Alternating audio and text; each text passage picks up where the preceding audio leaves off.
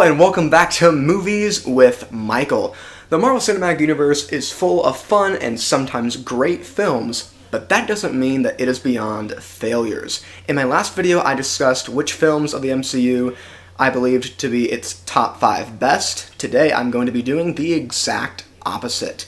The opinions that you will see in the following video are objective and subjective.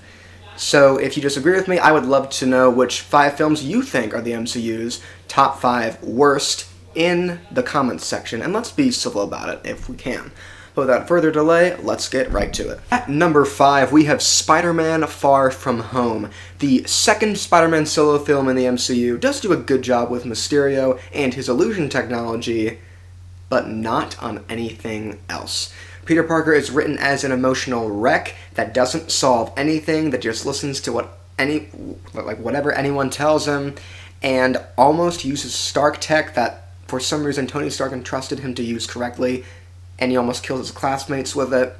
Everything involving Peter's class, Aunt May and Happy, and even Ned just comes off as cringy and isn't funny at all. And I haven't even gotten to the fact that this movie takes the events of Infinity War and Endgame and the deaths of some of our favorite characters and just laughs it off and calls it the blip, as if it was a joke that all that happened. Are you kidding me? And in all honesty, Tom Holland has yet to prove to me that he can be a likable Spider-Man and lead his own film. Number 4, we have AntMan and the Wasp. This movie pretty much exists for only 3 reasons. 1, for Hope Van Dyne to be the Wasp. 2, to bring Hank Pym's wife back from the quantum realm. And 3, to introduce the quantum tunnel so it can be used as a plot device in Avengers Endgame. Besides that, the movie delivers comedy that is funny, but isn't really anything besides that. The villain is basic and forgettable, and Ant-Man isn't really needed in his own movie. It is by these factors that this film is little more than an information dump before the Infinity Saga's finale. At number 3, we have Thor. The God of Thunder's entrance into the MCU does do a good job at showing Thor's change from an arrogant to-be king to a selfless warrior, letting Loki take the stage as the villain, a great score, and delivers a very good set of scenes with Asgard and Jotunheim.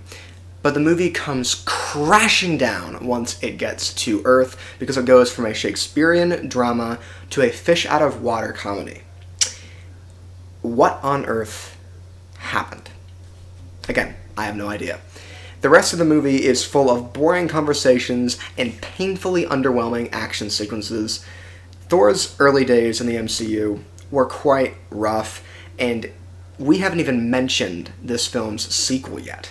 Our runner-up is Captain Marvel. As a fan of the Agents of S.H.I.E.L.D. series, I was able to enjoy a lot of the stuff with the Kree in this film. I also liked Ronan showing up at the end, I liked seeing Fury and Coulson again, and I liked Jude Law's character quite a bit.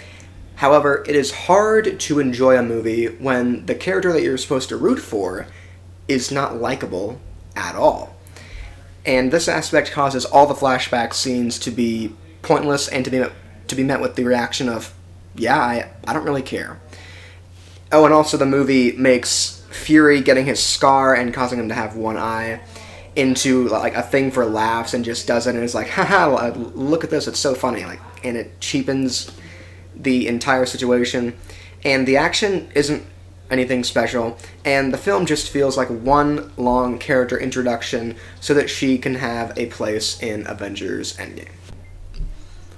But at number 1, without question, is Thor: The Dark World. Wow.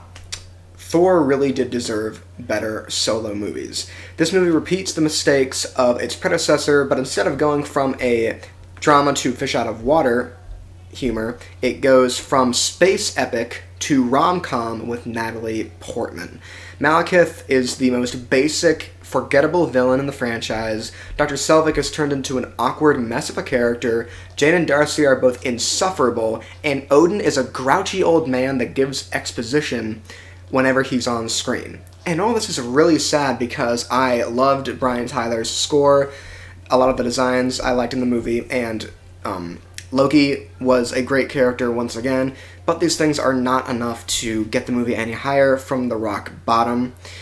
this movie really is the embodiment of any mistake any of the MCU movies could potentially make, and I doubt it will ever leave its place on my list at all. With that, we have made it to the end of another video. For my next video, I am planning to do a Shang-Chi Legend of the Ten Rings quick thoughts, if I'm able to see it right away when it comes out in the US next week. As always, thank you all so much for watching, and if you like this video, leave a like, comment, and subscribe for more content about movies, and I will see you all next time.